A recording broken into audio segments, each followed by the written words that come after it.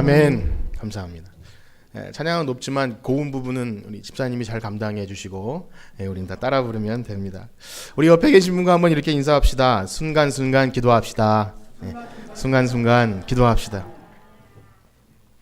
사실 이번 주 목요일까지만 해도 그 야복강에서 씨름하고 이제 형님을 만나러 가는 그 야곱 있지 않습니까? 분이엘 하나님을 만나고 그 형님의 얼굴을 보니까 하나님의 얼굴을 보았다고 하는 그것 가지고 거의 설교 준비를 마쳤었는데 금요일이 되어서 3월 큐티 본문이 느헤미야가 시작되었는데요. 그래서 그 말씀을 함께 나누면 좋겠다는 생각이 들어서 이렇게 느헤미야로 나누려고 합니다. 참 은혜와 감동이 되기도 하지만 오래전부터 제가 이렇게 좀 바라던 바가 있었는데 그것은 뭐냐면 한 주 동안 우리 예배하는 공동체가 한 본문을 가지고 한 주간 동안 나누고 이렇게 묵상하다가 주일날 함께 말씀을 들으면 너무 좋겠다 이런 마음이 있었는데 교회에서 이렇게 무료로 매일 성경을 보급해 줄 수 있는 기회가 생겨서 이렇게 한번 시작이 반이라고 이렇게 했으면 좋겠다는 마음이 들었습니다. 물론 이제 신청한 분들만 받았기 때문에 전체가 다 갖고 있지 못하다 하지라도 시작이 반이라고 하시다 보면 좋을 것 같습니다. 개인적으로는요, 젊은이들이 눈이 좋고 독서가 가능한 분들만 할 수 있는 것은 아닌가 제 개인적인 편견이었는데 하루는 우리 연로하신 그 한채순 권사님께서 그 교회에서 성경 본다는 책이 뭔지 궁금해 하시더라고요. 혼자서 성경을 많이 읽지만 뭘 읽는지 모르시겠다고 그래서 책을 한번 드리고 이제 토요일 날 같이 구역 예배 겸해서 했는데 다 내 얘기를 하는 것 같다고 그렇게 고백을 하셔서 제 편견이었구나. 그래서 이런 말씀을 드립니다. 우리 죽기 전까지 우리 생명이 다하기까지 하나님 말씀을 사모하고 궁금해하고 말씀이 송이꿀보다 더 답니다 라는 고백이 있기를 간절히 축복합니다. 자, 그럼 우리 느헤미야 1장 1절을 한번 같이 읽도록 하겠습니다. 자, 화면을 보셔도 좋고요. 펼쳐놓으셔도 좋습니다. 이게 쭉 읽을 테니까 1절입니다. 시작. 하가랴의 아들 느헤미야의 말이라. 아닥사스다 왕 제20년 기슬로월에 내가 아멘. 먼저 성경 시작부터 성경 한번 보자 하는 마음을 갖고 시작했는데 이게 뭔지 아닥사스다 왕, 기슬로월, 수상궁 처음부터 우리의 마음을 어렵게 하지 않습니까? 우리나라 연도로 해도 BC가 무엇이고 AD가 무엇인지 참 답답한데 역사 공부를 하는 것도 아니고 우리나라 왕 태종태세 문단세도 기억이 가물가물한데 무슨 아닥사스다 왕입니까? 어렵죠. 이렇기 때문에 우리가 혼자 성경 읽기도 힘들고 구약은 유명한 이 아브라함, 이삭, 야곱 빼놓고는 느헤미야라는 사람이 그냥 있구나 정도만 알고 읽기도 어렵고 묵상하기도 어려운 현실인 것 같습니다. 그런데 한번 이렇게 생각해 봤으면 좋겠어요. 하나님이 우리 인간을 창조하시고 우리를 만나주시는 곳이 눈에 보이는 곳입니까? 눈에 보이지 않는 곳입니까? 어려운 질문인가요? 눈에 보이는 곳이죠. 만져지고 눈으로 우리가 볼 수 있고 옆에 누군가 앉아 계시죠? 한번 얼굴 보실까요? 지금 웃고 있는 그 얼굴을 통해서 하나님이 역사하시는 거예요. 여러분 믿으시나요? 그렇기 때문에 시공간을 초월하는 건 우린 잘 몰라도 돼요. 하나님은 에덴 동산을 만드셨고 그리고 우리와 그 역사 속에서 시간과 공간 안에서 만나 주시기에 성경 어떤 곳을 보아도 이 세상에 존재하지 않았던 곳은 없어요. 가끔씩 환상을 보고 하긴 했지만 중요한 것은 우리가 만나는 사람, 우리가 존재하는 공간, 가정, 학교, 직장 어느 곳에서도 하나님이 거기 계신 줄 믿습니다. 그러기에 우리가 예배하는 것 이 모든 것은요 붕 떠있는 어떤 황홀한 공간이 아니라 우리가 거하는 우리가 많이 부르는 찬양 중에 내가 서 있는 곳 어디서나 하나님을 예배합니다. 그래서 거기서 하나님을 만나게 되는 것이죠. 그래서 그런 측면에 본다면 여기 나오는 역사적인 사건들은 뭐냐면 실제 존재하고 있었던 왕, 그 다음에 포로 시대 이런 것들입니다. 그래서 이런 역사적인 배경을 보시면서 이해가 안 가도 실제 있었던 일이구나, 몇 년 정도 있었던 일이구나 그렇게 해서 좋습니다. 그래서 조금 더 설명을 드리면 이 시기가 어떤 시기냐면 우리가 지난주까지 그 좀 오래된 창세기를 했지만 그 이후에 하나님이 계속 약속해 주셨지만 이스라엘 백성은요 결국 실패했어요. 하나님의 말씀을 제대로 듣지 못하고 포로로 잡혀가게 됩니다. 포로로 이제 북이스라엘은 722년 또 유다는 586년 이렇게 쫓겨갔는데 하나님의 심판은 그게 전부가 아니잖아요. 돌아오게 하심이 목적이기 때문에 1차는 고레스 왕 때 이 스룹바벨과 함께 돌아와요. 1차, 또 2차는 한번 들어만 보세요. 에스라 때 458년에 여기 다 BC입니다. 주전 그때 돌아옵니다. 그리고 그 남아있는 이스라엘 또 페르시아 왕 시대에 한 주전 444년경 그때가 지금 이 느헤미야 시대입니다. 벌써 좀 머릿속이 복잡해지신 분들이 있을 것 같아요. 근데 조금 더 생각해보면 이것이 무슨 말이냐면 지금 느헤미야가 처한 현실은 이 포로 중에서도 가까운 포로가 아니라 포로 한 2세 되는 거예요. 그 말이 뭐냐면 자기 고향이 어떤 곳인지도 몰라요. 그 다음에 정말 그 자기 태어난 신분부터 해가지고 뭔가 헷갈린다는 거죠. 거기다가 딱히 우리가 뭐 고향으로 꼭 돌아가야겠는가라는 마음을 품기도 매우 어렵죠. 지금 오늘날 참 3.1절도 지나고 이렇게 좀 전쟁 이야기가 나오면 아마 저도 마찬가지일 것이고 과연 이 전쟁 또 해방 이런 것이 아마 와닿지 않을 거예요. 시대가 한 100년 정도 지금 100년 정도 흘렀기 때문에 그가 포로로 살았지만 거기서 낳고 자랐기 때문에 그런 잘 모르죠. 우리가 알고 있는 에스더, 다니엘 그들이 거의 다 그런 시대입니다. 거기서 그냥 잘 먹고 잘 살면 되었던 그런 사람들입니다. 어찌되었든 정리해보면 그렇죠. 이스라엘 역사의 중심은 예루살렘으로 점점 이동합니다. 포로 1차 기한, 2차 기한 남아있는 사람들은 그냥 어떻게 보면 정체성의 혼란이 올 수도 있고 그냥 거기서 잘 살든지 아니면 고향으로 돌아가든지 어찌 보면 역사의 중심에서 잊혀져가는 존재일지도 모른다는 것입니다. 그러나 여러분 생각해 보십시오. 지금 한 1000km 떨어진 예루살렘으로부터 1000km 떨어진 그곳에서 어떻게 보면 거기서 왕의 밑에서 잘 살 수 있던 느헤미야를 통해 하나님이 역사를 시작하고 계시다는 거예요. 그래서 우리 한번 이렇게 생각해 봅시다. 참 우리가 처한 상황이 너무 동떨어진 것 같고 하나님의 역사와 상관없는 어려운 시간을 지낸다 할지라도 여러분 기도하는 사람 한 사람을 통해서 하나님께서 역사하실 줄 믿습니다. 그래서 처음에 제가 이렇게 인사를 드렸던 거예요. 순간순간 기도합시다. 그래서 옆에 계신 분 다시 한번 인사합시다. 기도하는 사람을 통해서 하나님 일하십니다. 네, 여러분 믿으시죠? 기도하셔야 돼요. 어떤 상황에서도 기도할 때 하나님 그 사람을 통해 감동하시고 일하시죠. 힘든 시간이라 해서 시간을 그냥 세월을 넉넉히 보내는 것이 아니라 가끔씩 하나님 어느 때까지입니까? 어느 때까지 고난의 시간이 이어져야 합니까? 라는 순간에도 하나님 그 순간에도 잊지 않고 우리를 통해서 기도하게 하신다는 거죠. 자, 말씀드린 대로 느헤미야는 술 맡은 관원장입니다. 우리가 그 고대 근동의 그런 직분을 잘 알지 못해도 고위직은 아니라도 왕과 아주 친한 사이일 건죠. 왕의 신망을 받았기 때문에 근거리에서 왕이 포도주를 혹시나 누가 독을 타지 않았나 싶어서 이렇게 잘 관리하던 그런 사람입니다. 그냥 말씀드린 대로 그냥 거기서 잘 살면 돼요. 고위관직이죠. 누가 건드리지 않으면 꼭 포로 2세라 할지라도 잘 살면 되는 거예요. 예를 들어 우리나라 사람 중에 누가 미국으로 이민을 갔다 칩시다. 처음엔 청소하고 접시 닦고 이제 힘들게 살았지만 거기서 자기 자녀가 미국에서 좀 이렇게 좀 잘 나가는 고위 관직이 됐다고 칩시다. 고향으로 돌아오고 싶을까요? 아마 부러움의 대상일 거예요.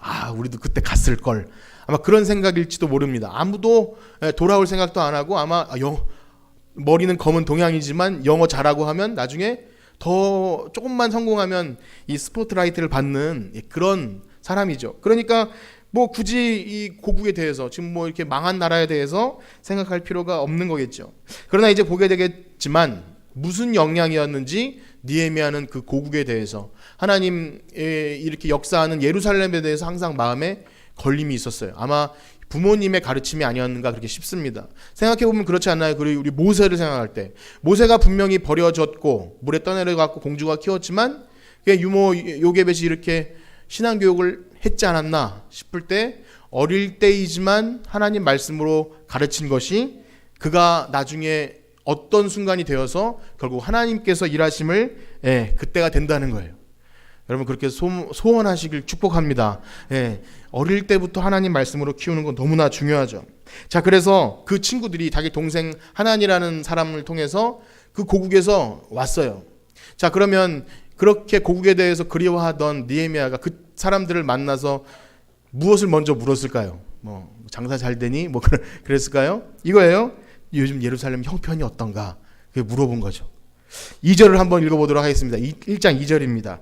시작. 내 형제들 가운데 하나인 하나니가 두어 사람과 함께 유다에서 내게 이르렀기로 내가 그 사로잡힘을 면하고 남아있는 유다와 예루살렘 사람들의 아멘. 우리는 알고 있죠. 우리가 묻는 것은 그 사람의 관심이 무엇인가가 드러납니다. 여러분 옆에 계신 분에게 한번 물어볼까요? 요즘 형편이 어떠십니까? 이거 물어볼까요? 요즘 형편이 어떠십니까? 이렇게 잘 물어보진 않죠. 매주 보는 얼굴이니까. 그런데 우리가 묻는 그것은 예를 들어 형편을 묻는다면 그 사람에게 최소 관심이 있는 거죠. 요즘 아프다는데 어떠십니까? 요즘 뭐 이렇게 뭐 직장 뭐 어떻습니까? 물어보는 것은 형식적인 물음이 아니라 아마 그 사람에게 관심이 있어야 가능한 겁니다. 예, 주로 우리의 관심이 그 사람에게 그런 물음을 갖게 되는 거죠. 그래서 여러분 옆에 계신 분에 인사했지만 혹시 관심이 있으시죠? 옆에 계신 분에게. 그래서 제가 이렇게 할 때 어떤 제 동생 어떤 집사님이 물어보면 안물 그러더라고요. 요즘 그런 말 안궁금하고 안 물어보는 안물 처음 들어보시죠? 그 단어 요즘에 말을 짧게 쓰는데 안물 그러더라고요. 그래서 한참 무슨 말인지 궁금했는데 안 궁금하고 안 물어본다는 그러지 않기를 축복합니다. 예, 여러분 궁금해하셔야 되고 물어보셔야 돼요. 너무 중요한 거죠. 우리 세상 친구들과 만날 때 무슨 대화를 하시는지 모르겠지만 어떤 집사님이 그런 얘기를 해요. 유치원 아이들조차 친구들끼리 만나서 야 우리 집은 저기고 우리 아빠는 의사고 얼마를 벌어. 너네 아빠는 뭐 하시니? 정말 그런데요. 저는 정말 그런 일이 좀 끔찍하긴 한데 그것으로 서로 간의 대화라면 엄마들이 그런 대화를 했다는 것이겠죠. 그들이 주요 관심사가 그거라는 것이겠죠. 여러분들의 관심사는 어디 있을까요? 여러분들이 집사님들, 권사님들 만나서 묻는 것들에 대해서 이러진 않을 거예요. 뭐 집이 어떻고 차가 어떻고 연봉이 어떻고 그러진 않겠지만 만약에 우리 속에 그것으로 가득 차 있다면 연약한 지체, 교회, 믿음, 하나님 나라 우리의 질문 속에 그런 것이 있는지 한번 발견해 봤으면 좋겠어요. 시험 든 자매, 형제, 처음 나온 식구들에 대한 관심이 있는지 한번 생각해 봤으면 좋겠습니다. 우리의 생각이 거기까지 미쳐야 되는데 그걸 미치려면 정말 미치지 않고서는 미칠 수 없는 우리의 형편인 거죠. 우리의 마음이 온통 관심 쏟는 것이 무엇인지 모르겠지만 정말 공동체, 하나님 나라, 교회, 또 연약한 지체에 관심이 없다면 우리는 다른 곳에 관심이 있는 것일 겁니다. 느헤미야의 온통 관심은 거기에 있었어요. 하나님 나라, 하나님께서 세우신 공동체, 거기서 말씀을 제대로 하나님 말씀대로 살아야 제대로 사는데 그러지 못한 현실에 항상 관심이 있었는데 그 얘기를 드디어 듣게 되는 겁니다. 그때 사람들이 뭐라고 얘기하냐면 3절 말씀을 한번 같이 읽어보겠습니다. 시작. 그들이 내게 이르되 사로잡힘을 면하고 남아있는 자들이 그 지방 거기서 큰 환난을 당하고 능력을 받으며 예루살렘 성은 허물어지고 성문들은 불탔다 하는지라. 여기서 사로잡힘을 면하고 남은 자들이라는 표현이 사실은 좀 애매한 표현이라고 합니다. 왜냐하면 거기 남아있는 자들이 뭐 아주 소수는 있었겠지만 지금 느헤미야가 묻는 그 사람들은 포로에서 귀환한 사람들입니다. 어쨌든 뭐 표현은 그렇다 할지 몰라도 조금 더 팩트를 체크할 필요가 있는데 그것이 뭐냐면 이 표현 큰 환난, 능욕, 성은 허물어지고 성문은 불탔다. 이미 말씀드린 대로 이 표현은요 아마 100년 전에 그랬을 거예요. 100년 전에 그 이제 예루살렘이 이렇게 바벨론 멸망당하고 막 침략 당했을 때는 그 표현이 맞을지 모르지만 100년이 지난 지금에는 사실은 그렇게 표현한다는 것은 좀 한마디로 좀 과장된 거예요. 오버한 표현입니다. 벌써 성전은 에스라 때부터 스룹바벨 성전부터 재건이 되었어요. 성벽도 되었어요. 그래서 그렇게 막 심히 고장나고 망가졌다고 표현한다는 것은 조금 오류가 있다는 거죠. 물론 느헤미야가 실제로 나중에 성벽을 재건할 때 한 52일 만에 했기 때문에 물론 능력이 있어서 그럴지 모르지만 전면적으로 다 그렇게 100% 허물어진 것은 아니라고 보는 거죠. 제가 이 말씀을 드리는 것은 뭐냐면 그들의 견해라는 거예요. 그들의 시각, 그들이 지금 예루살렘을 보는 느낌이 그랬다는 거예요.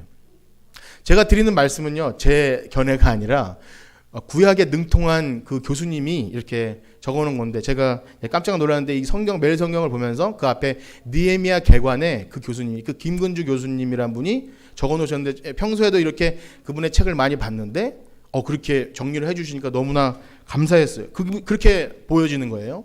우리는 실제로 보진 못했지만 지금 그렇게 표현할 만큼 예루살렘이 확 망가진 것은 아님에도 불구하고 그들의 시각이 그랬다는 거예요. 자, 그것은 뭐냐면 지금 이것이 느헤미야의 생각, 또 느헤미야에게 전달해 준 사람들의 시각과 그런 관심이 들어있다는 겁니다. 그래서 이렇게 그러면 그렇게 생각할 수 있어요. 그러면 그들이 좀 가장된 시각과 그것이 하나님 말씀이 된 것은 좀 문제가 있지 않나? 근데 그렇지 않다는 겁니다. 자, 보세요. 그런 거죠. 지금 다른 사람들은 잘 살고 있다고 생각해요. 예루살렘은 별 문제도 없고요. 그 당시에도 막 잘 살아가지고 불쌍한 사람들한테 이자도 돈도 빌려주고 이자도 받고 하면서 막 노예로 삼는 사람도 있었고요. 못 사는 사람도 있지만 잘 사는 사람도 있어요. 어찌 보면 오늘날을 생각할 수도 있을 것 같아요. 되게 잘 사는 사람도 있지만 되게 못 사는 사람도 있죠. 그 당시 예루살렘이 그랬다는 거예요. 막 그래서 어떻게 보면 하나님 다스리는 나라가 맞나 싶을 정도로 망가져가고 있는데 잘 사는 사람들은 별 문제 없어요 라고 생각했다는 거죠. 그렇기 때문에 지금 그들이 보는 시각은 만약에 그렇게 표현한다면 지금 다 허물어지고 무너지고 망가졌다고 하는 것은 100년 전에 그렇게 망가진 거 지금 별로 나아지지 않은 현 상태입니다 라고 보는 거죠. 그런데요, 이런 말씀이 좀 부정적인 것 같지만 구약의 모든 선지자와 예언자들이 이렇게 얘기했어요. 사람들이 잘 사는 것 같은데 가서 당신들 이렇게 살면 죽어요. 하나님 저주하실 거예요. 그러면 넌 왜 이렇게 부정적이야? 하나님 잘 믿으면 다요. 왜 이렇게 부정적이야? 그래서 어떻게 했죠? 죽여요. 죽이거나 막 가두거나 미워합니다. 그것이 선지자들과 예언자들이 했던 일이고요. 그렇게 싫고 그랬는데 결국 예수님이 오시기 전에도 세례 요한도 회개하라. 죽었어요. 예수님도요. 너 그렇게 하면은 지옥 간다. 독사의 새끼들아. 그러니까 죽임당했죠. 결국 하나님의 말씀이 옳게 선포되어도 우리는 괜찮아요. 내버려 두세요라는 그런 마음속에 결코 하나님 말씀이 들어갈 수 없었다는 거예요. 그래서 이렇게 한번 생각해 봅니다. 이 소수의 목소리고 부정적인 소리라 할지라도요. 건강하고 깨어있는 공동체는 그것을 달게 받습니다. 달게 받고 우리에게 그런 부분이 있었나? 이렇게 생각하는 거예요. 그것이 너무나 중요하죠. 정말 저는 우리 교회가 그런 교회가 되기를 간절히 축복합니다. 어떤 소수의 의견일지라도 좀 부정적인 얘기를 할지라도 우리가 깨달아야 할 부분이 있으면 드려야겠구나. 저는 최근 이제 어떤 분을 통해서 교회에 약간 부정적인 이야기를 들었습니다. 듣고 본인도 매우 조심스러워하시고 내가 이런 생각을 해서 되는가라는 말씀을 하실 때 저는 참 어떤 생각이 들었냐면 평소 같으면 왜 부정적인 생각을 하실까? 이것은 그냥 오해일 거야. 사탄이 주는 생각일 거야. 그렇게 생각할 수 있겠지만 여러분 맞습니다. 긍정적인 생각이 중요하고 부정적인 생각을 통해 사탄이 역사할 수 있습니다. 그러나 저는 그렇게 말씀드렸어요. 우리 교회가 한 몸이잖아요. 여러분 다 한 몸인데 몸 중에 한 부분이 아파요. 저 손가락 발가락 끝이 아프다고 했을 때 만약에 제대로 신호를 보내지 않으면 그 몸은 몸이 아닌 거죠. 교회가 한 몸인데 누군가 아파요. 근데 그것을 몰랐다는 것은 문제가 있는 거죠. 그래서 제가 죄송하다고 목사님이 직무유기를 했습니다. 너무 죄송하다고. 그래서 그 말씀을 너무 잘해 주셨고 우리는 우리 공동체와 함께 기도하면서 그 문제를 우리는 아파해야 된다고 그렇게 너무 감사하다고 말씀드렸어요. 누군가는 긍정적인 생각인지 무관심인지 몰라도 우리 잘 되고 있어요. 우리는 하나예요 라고 말할 수 있어도 어떤 교회를 사랑하고 교회를 위해 기도하고 뭔가 이렇게 부분을 잘 보는 분들에게는 뭔가 문제가 있다고 충분히 발견될 수 있다는 겁니다. 그때 우리는 그것을 놓쳐서는 안 되죠. 서로 그걸 공유할 수 있어야 되고 기도할 수 있어야 됩니다. 좋은 것만 좋은 말만 웃으면서 인사만 잠깐 한다고 그것이 공동체가 아니라 힘들고 어려운 것도 나누는 그러한 교회 되길 축복합니다. 너무 중요하죠. 그래서 문제를 발견하고 그 아픈 마음을 가지고 있는 것 너무 중요합니다. 자, 그러면 그것을 듣고 우리가 해야 할 것은 무엇일까요? 기도입니다. 신자들이 해야 할 것은 기도죠. 우리 4절 한번 같이 읽어보겠습니다. 시작. 내가 이 말을 듣고 앉아서 울고 수일 동안 슬퍼하며 하나님의 아멘. 이제 느헤미야가 성경이 되었던 이유는 바로 그거죠. 느헤미야가 이 말을 듣고 어떻게 반응한지는 너무 중요해요. 전체적으로 계속 강조하는 건 뭐냐면 하나님께 기도하고 하나님의 선한 손길을 기다리는 거예요. 내가 내 욕심으로 내가 지금 권력 좀 있다고 이렇게 뭔가 하는 것이 아니라 하나님께 기도하는 거죠.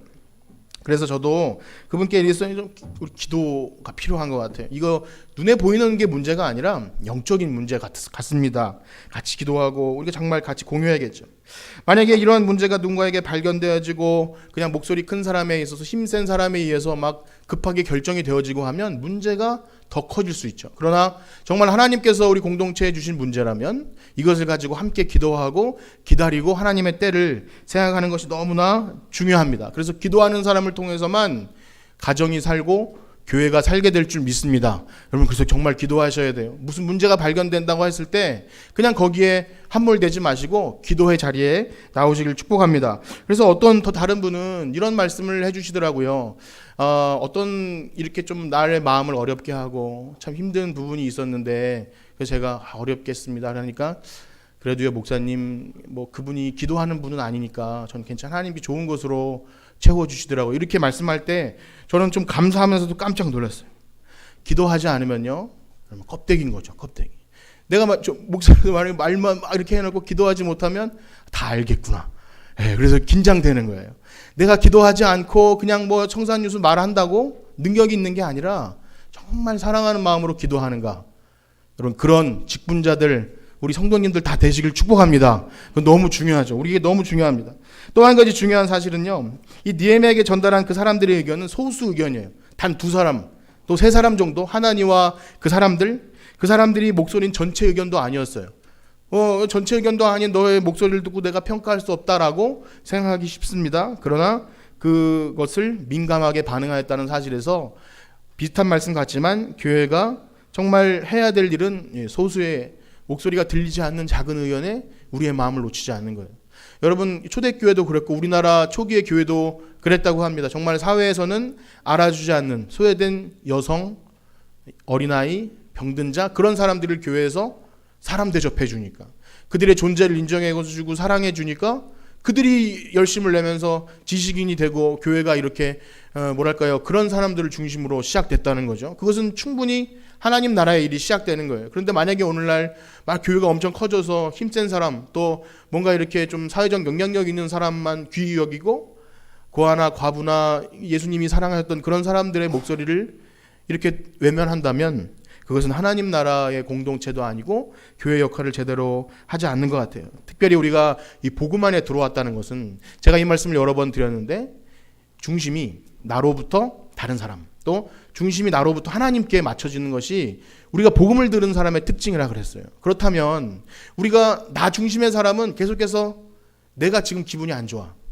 내가 지금 몹시 불편하니까 이렇게 사람들을 대한다는 거예요. 그래서 항상 인상을 찌푸리면서 뭔가 이렇게 일주일에 한 번 만났는데도 뭔가 이렇게 여전히 근심에 쌓여있어. 물론 근심에 쌓인 사람은 그러지 말라고 강요할 수는 없는 문제지만 언제나 자기 중심이에요. 신앙생활을 오래 해도 자기 중심이기에 그래서 그걸 변하지 않는 거죠. 그러나 정말 복음 안에 들어오면요 내가 지금 상황이 안 좋아도 웃어줄 수 있어요. 한번 연습해 볼까요? 옆에 계신 분에게 한번 기분은 다 좋으시겠지만 혹시 안 좋아서 한번 사랑합니다 한번 해봅시다. 사랑합니다. 이게 어려우신가요? 이건 굉장히 어려운 일이에요. 제가 여러분들에게 고문을 한 것과 마찬가지입니다. 그러나 중심이 내가 아니라고 그리스도라면 중심이 내가 아니고 옆에 있는 사람이라면 저 사람이 나 때문에 내가 인상 찌푸리고 있으면 왜 이렇게 어렵지라고 할까봐 웃어줄 수 있는 그게 바로 복음 안에 들어왔다는 거죠. 그래서 우리가 읽는 본문 이 느헤미야는요 느헤미야 이름 뜻이 뭐냐면 한번 따라해 보실까요? 하나님은 위로하신다. 여러분 위로자가 되길 축복합니다. 위로하셔야 돼요. 그것은 어떻게 보면 객관적 이상적 평가가 아닌 감정적인 문제일 수 있습니다. 감정, 우리의 감정, 그 사람의 감정을 우리가 같이 느끼고 사실 남자의 정서와는 좀 거리가 멀 수 있죠. 저도 굉장히 둔한 사람이고 최근에 고백을 했지만 저는 애들을 별로 좋아하지 않았다고 그런 말씀 드렸죠. 특별히 초등학생 남자 아이들은 별로 저랑 안 맞아요. 같이 이렇게 데리고 다녀보면은 정말 힘들고 조용히 하라고 하고 싶은 그런 아이들인데 어느 순간 굉장히 이뻐지는 그런 살면서 굉장한 체험을 했어요. 그 아이들이 좋아지기 시작했어요.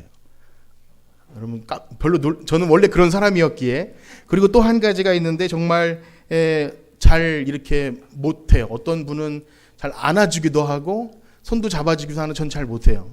그래서 가끔씩 보면서 이렇게 어르신이 휠체어를 타고 이렇게 나가시는데 우리 개인적으로 이름을 말씀드려 죄송하지만 김규환 집사님은 손도 잡아주고 막 그래요. 그래서 되게 부러웠어요. 저는 그런 거 잘 못하거든요. 얘기하는데 여러분 그것은요 우리가 어떻든지 간에 정말 하나님의 위로를 받은 사람이면 해야 될 일이죠. 그렇게 되길 축복합니다. 그래서 힘들고 어려워도 내가 지금 상황이 안 좋아도 나를 통해서 위로가 있기를 이렇게 축복합니다. 지금 그런 사람들, 우는 사람들, 느헤미야 엄청 펑펑 울었거든요. 그 속에서 하나님의 위로를 받은 거예요. 그래서 여러분은 어떤지 제가 평가하기 싫지만 우리가 조금 위로에 좀 더디고 공감하기에 좀 그렇게 생각한다면 제 오해를 하고 그렇게 생각하기를 믿고 싶지만 저 얘기를 해보면 스스로도 그렇게 얘기하시더라고요. 우리가 좀 그렇지 뭐 이렇게 그냥 서로 대충 뭐 그러다 말겠지라고 너무 오랫동안 봐왔기 때문에 그럴 수 있습니다. 그런데 우리 스스로 그렇게 또 고백을 하세요. 만약에 새로운 사람이 왔는데도 우리가 이렇게 냉정하다면 그분들이 오지 못하겠다라는 스스로 고민들 하기에 그런 마음이 생겼을 때 여러분 더 소외되고 혹은 시험에 들거나 처음 오거나 한 분들에 대해서 정말 위로하고 격려하고 안아주시기를 그렇게 축복합니다. 자, 그럼 이제 그런 느헤미야가 기도를 하는 내용이 너무나 중요한데 조금 길지만 우리 5절부터 11절까지 한번 같이 읽어보도록 하겠습니다. 느헤미야의 기도의 내용입니다. 시작. 이르되 하늘의 하나님 여호와 크고 두려우신 하나님이여 주를 사랑하고 주의 계명을 지키는 자에게 언약을 지키시며 긍휼을 베푸시는 주여 간구하나이다. 이제 종이 주의 종들인 이스라엘 자손을 위하여 주야로 기도하오며 우리 이스라엘 자손이 주께 범죄한 자들을 자복하오니 주는 귀를 기울이시며 눈을 여시사 종의 기도를 들으시옵소서. 나와 내 아버지의 집이 범죄하여 주를 향하여 크게 악을 행하여 주께서 주의 종 모세에게 명령하신 계명과 율례와 규례를 지키지 아니하였나이다. 옛적에 주께서 주의 종 모세에게 명령하여 이르시되 너희가 범죄하면 내가 너희를 여러 나라 가운데 흩을 것이요 만일 내게로 돌아와 지키면 너희 쫓긴 자가 하늘 끝에 있을지라도 내가 거기서부터 그들을 모아 내 이름을 두려고 택한 곳에 돌아오게 하리라 하신 말씀을 이제 청하건대 기억하옵소서. 이들은 주께서 일찍이 큰 권능과 강한 손으로 구속하신 주의 종들이요 주의 백성이니이다. 주여 구하오니 귀를 기울이사 종의 기도와 주의 이름을 경외하기를 기뻐하는 종들의 기도를 들으시고 오늘 종이 형통하여 이 사람들 앞에서 은혜를 입소서 하였나니 그때 내가 왕의 술 맡은 아멘. 우리는 이미 여러 번을 통해서 기도의 자세에 대해서 배웠는데 그것은 뭐냐면 아브라함과 이삭과 야곱을 통해서도 마찬가지로 바로 약속을 기초로 하는 기도죠. 지금 느헤미야도 그런 기도를 하고 있는 거예요. 그냥 떼쓰고 우는 것도 중요하지만 하나님이 어떤 분이심을 올바로 알면 하나님 이런 분이시잖아요. 하나님 신실하시고 약속하신 그 약속을 꼭 지키시는 분이니까 지킬 줄 믿습니다. 이렇게 기도하는 거죠. 우리가 봤지만 야곱도요. 베델에서 만난 하나님 그 약속 붙들고 기도했어요. 그리고 이삭도 그렇고 아브라함도 그렇고 브엘세바에서 여기서 만나주신 하나님 제가 하나님 약속하신 것 이제 이렇게 행하오니 주님 이렇게 도와주세요. 기억하는 거죠. 너무나 중요합니다. 그래서 9절 이렇게 보시면 쫓긴 자가 하늘 끝에 있을지라도 내가 거기서부터 그들을 모으겠다. 지금 느헤미야는 그걸 지금 생각하는 거예요. 아무리 범죄하고 타락해서 하나님이 흩으셨지만 만약에 다시 회개하고 돌아오면 하늘 끝까지 하나님이 찾아가서 구해 오신다는 거죠. 여러분 그런 믿으시나요? 너무 중요합니다. 그리고 우리가 부르는 찬송 중에 인생의 어려운 순간마다 주의 약속 생각해 보네. 내 마음속에 믿음 잃지 않고 말씀 속에 위로를 얻네. 여러분 그런 약속을 기초로 한 기도를 하는 여러분들 되시길 축복합니다.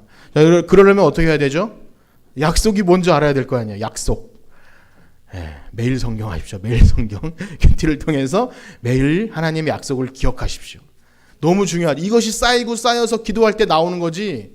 여러분 물론 틀에 박힌 것 뭐 이렇게 연습되는 거 좋지만 저도 그런 걸 느껴요. 기도할 때 말씀을 보면 그것이 기도로 나가요. 이렇게 하나님께서 말씀하신 것 있지 않습니까? 하나님 꼭 도와주세요. 하나님께서 회복하시고 하나님께서 새 일을 허락하시고 여기 느헤미야를 통해서 또 새롭게 일을 하신다고 하신 것 하나님 우리 공동체에 그런 일이 있게 해주셔서 이렇게 막 기도가 나오는 거죠. 그래서 여러분 정말 말씀을 가까이 하길 축복합니다. 큐티 하세요. 큐티. 또 한 가지는요. 느헤미야의 기도 속에 이러한 부분이 나와요. 6절과 7절을 보면요. 이럽니다. 나와 내 아버지의 집이 범죄하여 주를 향하여 크게 악을 행하였다.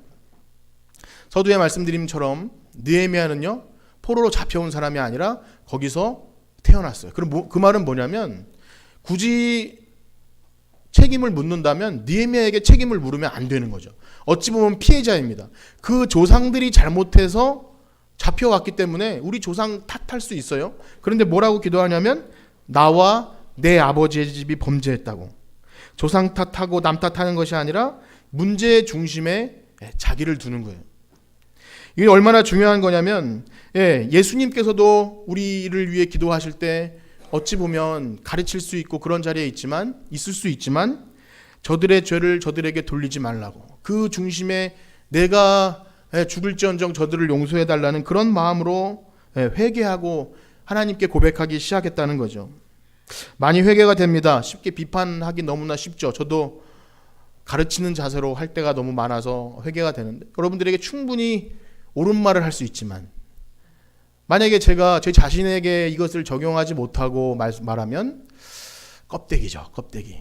전혀 누가 이 말을 듣고 뭐 회개를 하든지 하나님을 안다든지 그게 뭐가 되겠습니까? 그래서 정말 이것을 간과하면 안 되겠구나. 내가 먼저 말씀 앞에 내 자신을 돌아보지 못하면서 과연 누군가에게 회개합시다. 뭐 이렇게 말씀 봅시다. 이게 안 되는 거잖아요. 그래서 하는 겁니다. 그래서 제 자신을 처복종하죠. 느헤미야가 그랬기 때문에 후에 보면 자신을 먼저 처복종시키고 어찌 보면 당연히 받아야 될 어떤 혜택도 받지 않고 총독으로서 받아야 될 녹도 받지 않고 그렇게 했기에 모든 지도자들이 마음을 같이해서 다시 성벽을 재건하는 일을 하는 겁니다.